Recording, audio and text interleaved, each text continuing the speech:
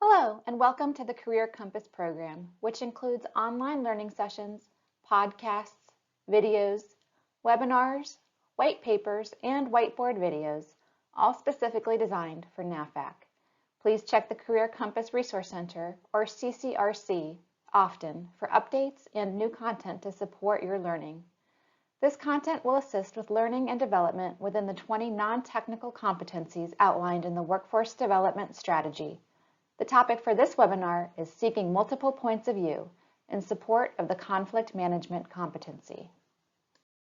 Throughout this video, you will see a paper pencil icon on some slides indicating a workbook activity. When you see this icon on the top left corner, this means I'll be asking you to write something in your workbook or refer to your workbook. If possible, download the workbook from the Career Compass Resource Center or CCRC before continuing with this course. However, if you are not able to, no worries. Just use any piece of paper and write your thoughts down on that. You can always transfer that to the workbook later. Before we get started, I'd love to know, how would you currently rate yourself on your ability to deal with conflict? On a scale of 1 to 10, how would you rate yourself and why? Pause the video and record your thoughts on page 3 of your workbook. Resume the video when you're ready. You may not have the tools you need to be able to manage conflict effectively, or maybe just the thought of conflict makes you uncomfortable. We're going to address those concerns today. Today, you will learn how to approach conflict management by considering perspectives that differ from your own. It's probably fair to say you are attending this course today because you feel like you could use some help in dealing with conflict. You won't come out of watching this video being an expert at it immediately, but you'll learn lots of tips and tools that you can start practicing right away. The more you practice these, the sooner you'll become an expert. Today, we're going to talk about what is conflict management and define it for you. We'll talk about the importance of seeking and understanding multiple perspectives. We'll give you tips and tactics in active listening and in demonstrating empathy. And we'll talk about the importance of remaining neutral and in considering multiple sides of an issue. So before we talk more about conflict management, let's define it. And first, what are your thoughts? How would you define conflict management? Pause the video and record your thoughts on page 3 of your workbook.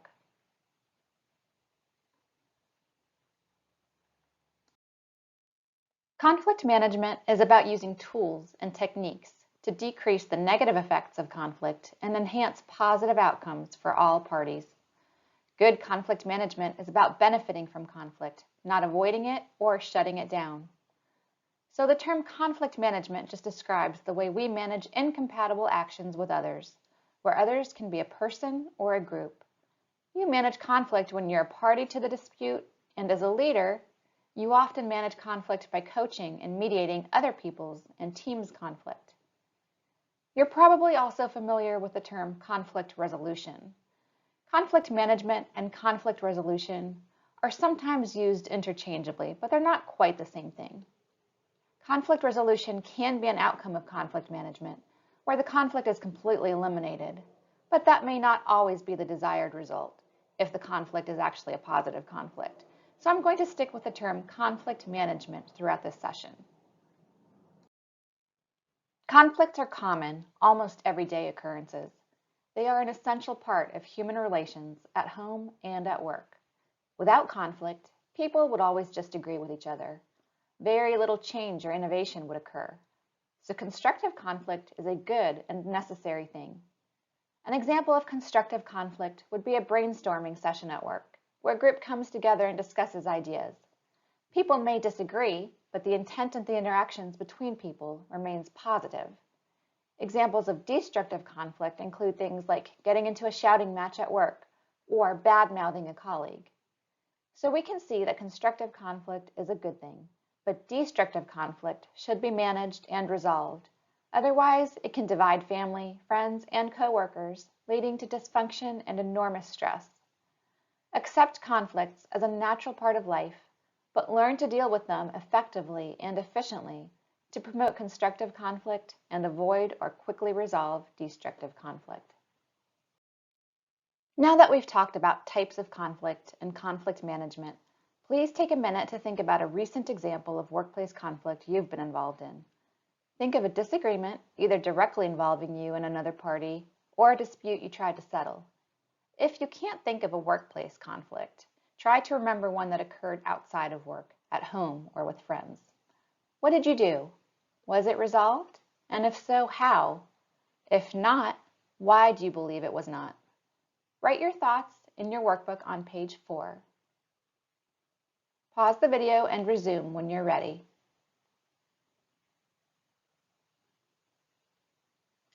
For those of you who had situations that you did not feel were resolved well, I hope you're able to take something from today's session and think about that situation through the lens of what you learned today. Maybe there was a better way this conflict could have been managed. Let's turn our attention now to the main theme of this course, how constructive conflict management is made possible when parties consider each other's perspectives with curiosity and an open mind.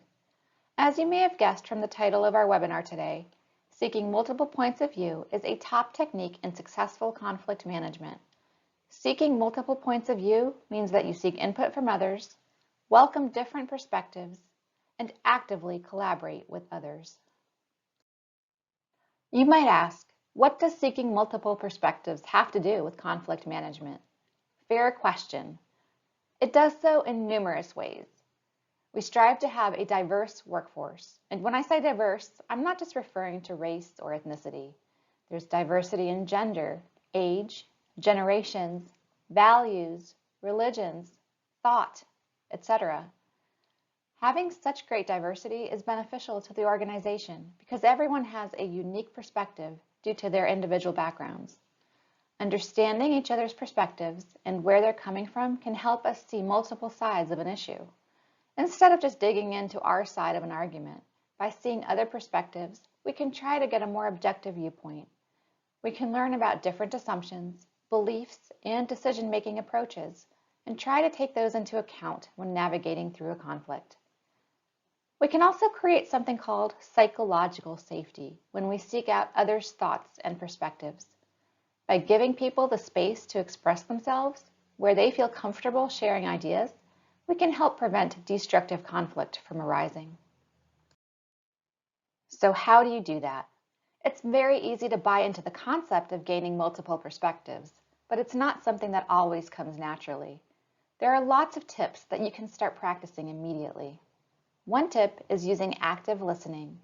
By taking other parties' perspectives and listening to them actively, you can limit negative aspects of conflict while increasing the positive aspects of conflict.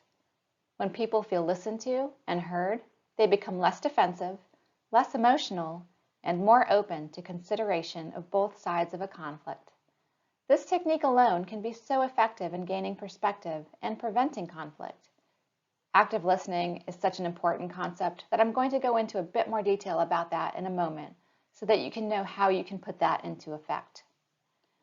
Another tip is to put yourself in others' shoes. Really try to understand where another person is coming from with their perspective. You may still not agree, but just taking the time to understand the situation can give you some valuable insights that might help you approach the conflict differently. You should also avoid being judgmental when there is a disagreement or conflict. Of course, it's our nature to think that our opinion is the correct one, but there's a lot of value in taking the judgment out of others' differing opinions. When you're having a conflict or diffusing a conflict between others, make it clear that you respect the differing opinions. Even the way you phrase your questions can make a big difference. Start questions with words such as how or what instead of why, which can often make people feel judged, even if you didn't mean it that way. We'll do an exercise in a moment to practice this.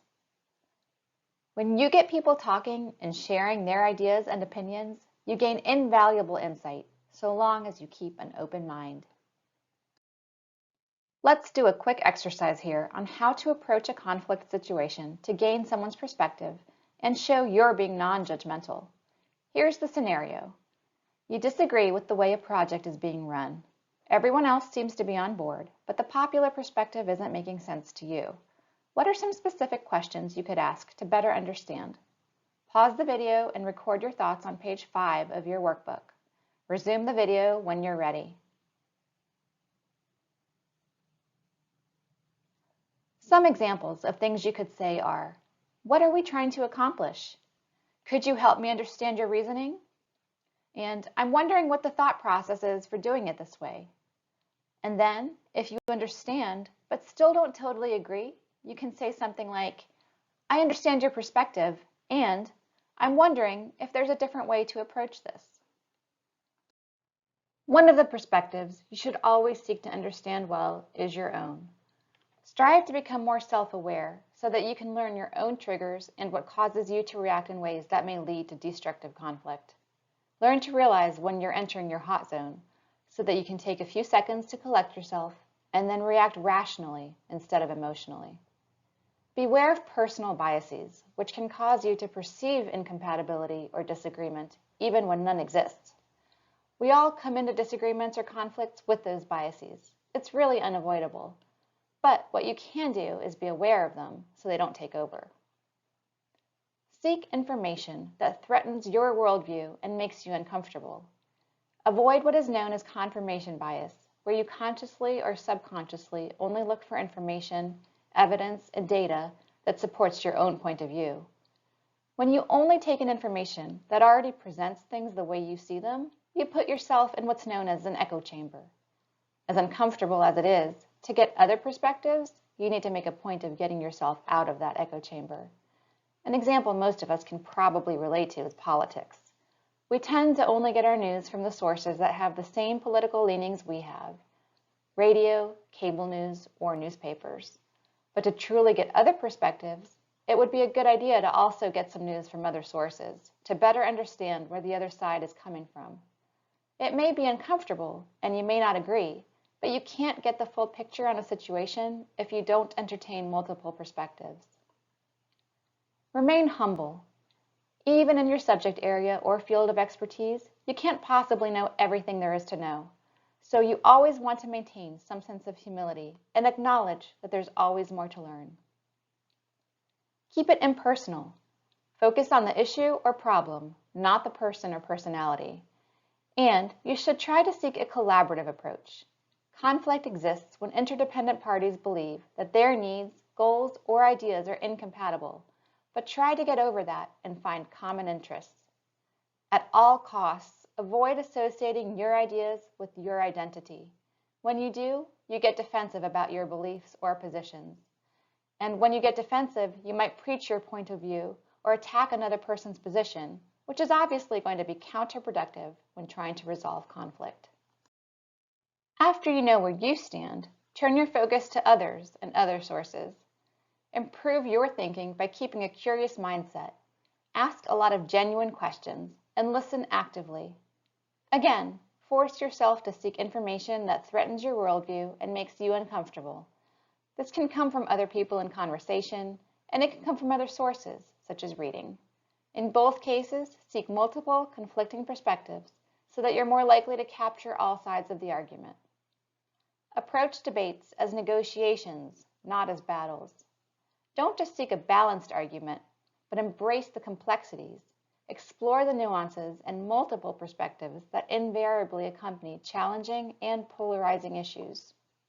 As you listen, think not from your own position or perspective, but try to put yourself in other people's shoes. Listen as much as possible from their perspective. Ideally, when gaining others' perspectives and managing conflict, this will result in a win-win situation. Recognize, too, that success not only comes in resolving conflict, but in the behaviors of how you resolve a conflict. So you don't want to get there by being rude or disrespectful. Again, you want to approach the situation non-judgmentally and with an open mind. It can take a lot of practice to recognize and avoid reacting to your own triggers, let alone learning to listen deeply. If the other person's response agitates you, take several breaths before responding. Regain your composure and remind yourself of your objectives.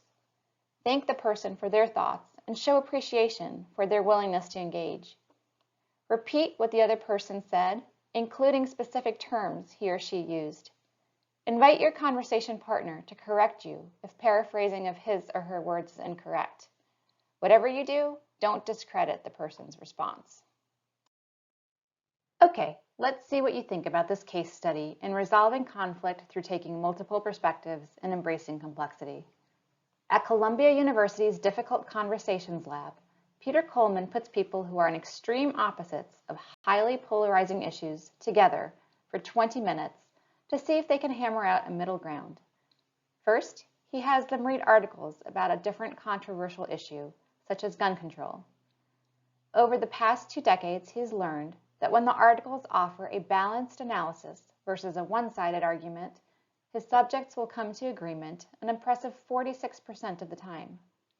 Sometimes he has his subjects read a second type of article as well, one that describes the topic with complexity, sourcing multiple perspectives and points of view, and acknowledging the many nuances surrounding the debate.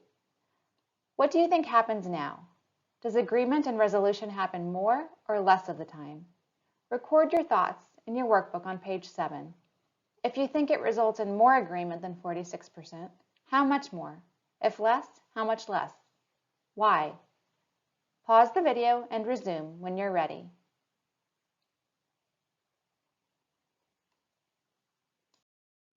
Believe it or not, Dr. Coleman's subjects find common ground every single time, 100% over the past 20 years of conversations. People may crave simplicity, but complexity, nuance, and consideration of multiple perspectives can wrench them out of their certainty, introducing humility and curiosity and the drive to consider more perspectives and points of view than one's own. Once again, how you frame a discussion or approach a conflict matters immensely to opening up the conversation and to whether you can gather the full and honest responses you need for a resolution. As I've already alluded to several times now, the biggest part of conflict management and of taking others' perspectives lies in listening.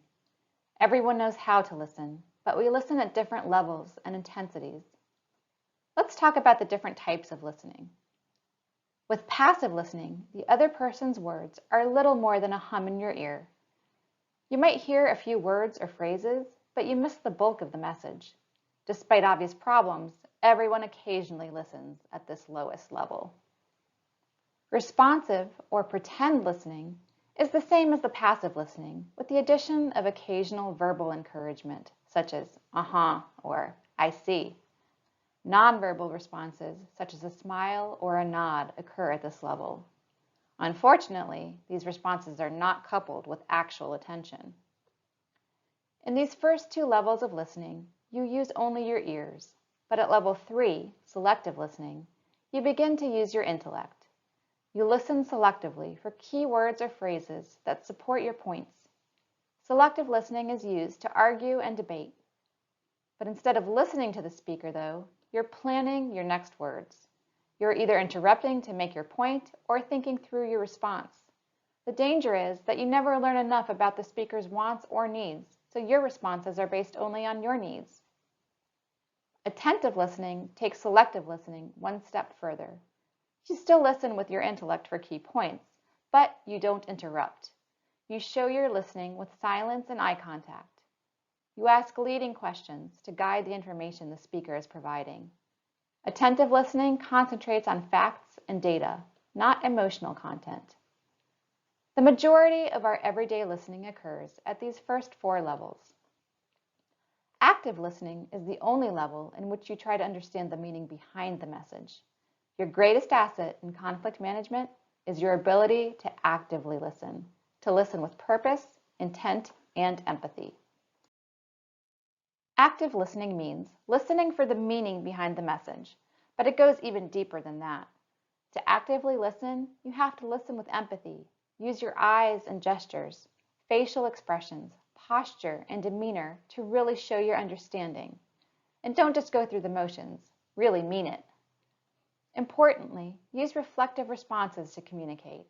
Questions such as, "This is what I'm hearing you say," and "Do I understand the situation correctly?"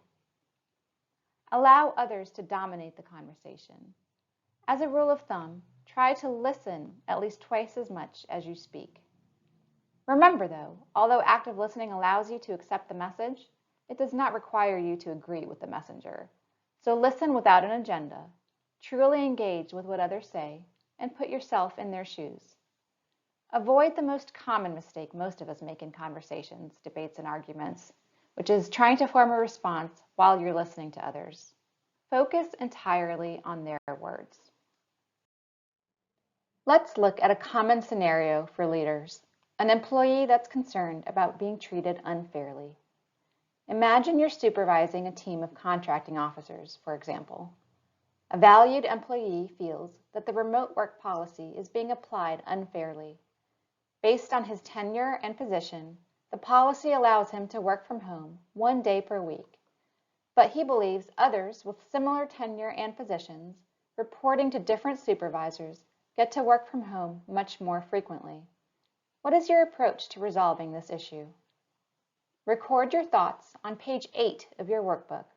Stop the video and resume when you're ready.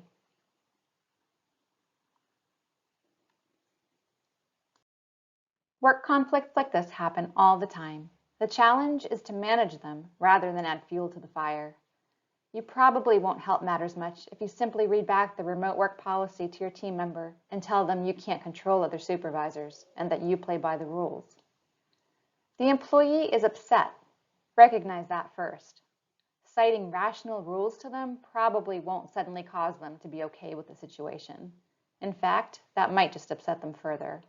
After all, they may be taking it personally if they feel like they're being treated unfairly. So how do you resolve this type of conflict? It all comes down to getting those different perspectives. In this particular example, you could reread the policy and also seek the perspectives and interpretations of other supervisors, more senior leaders, HR, and others. Arrange a meeting with the employee and let the employee vent. Listen carefully, ask questions, and demonstrate curiosity and empathy. Hear them out. Put yourself in their shoes. They are a proven performer and valued employee, so they probably have valid points to make and deserve to be listened to and treated with respect. Ask them why they want to work from home. Understand whatever issues they may be having. Maybe it's more about having flexibility than it is about working remotely, and you can address it in other ways. Or maybe it's the commute, and you can work out an alternative schedule. You can't know that if you don't listen. Maybe you can give the employee more remote work time. Maybe you can't. Maybe you find a solution to the root cause of why they want to work remotely. Or maybe there's not much you can do right now, so you promise to work towards a solution over time.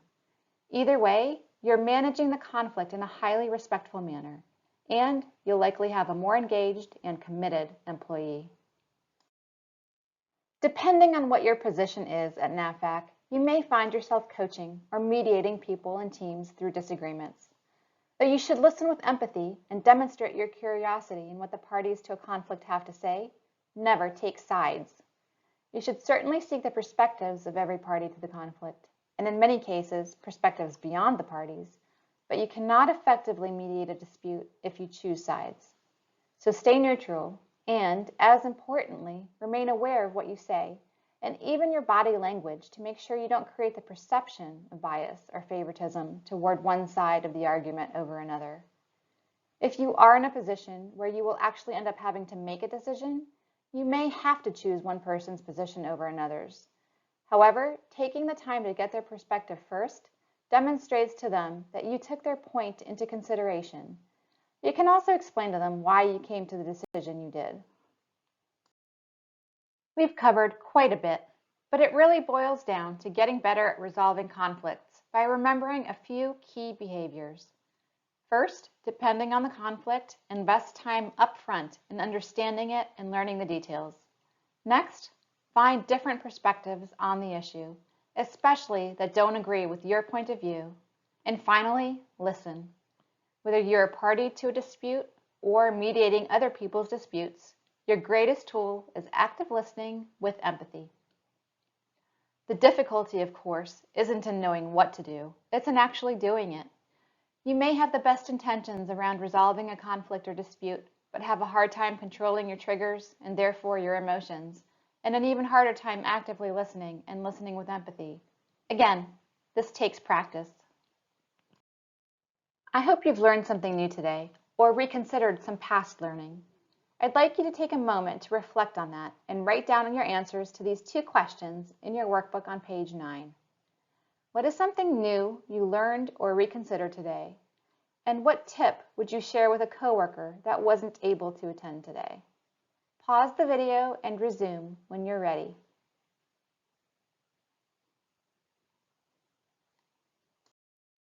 And here's something you probably weren't expecting. You have some homework. As I've stressed several times now, the key to conflict management isn't knowing the concepts of how to do it. It's actually in practicing the techniques. Don't worry, this isn't something that's going to take a whole lot of your time, but doing this exercise is a great first step for you with practicing. Think of an important issue or an opinion in which you hold a firm view. Then sometime over the next several days, actively seek contrary opinions and opposing views. Find and read articles and papers. Then seek out at least one discussion with a friend who you know disagrees with your view.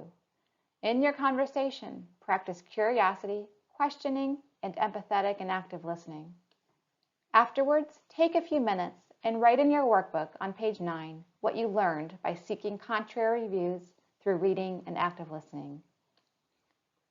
Some questions to ask yourself are: how did you feel when you read or heard opposing views?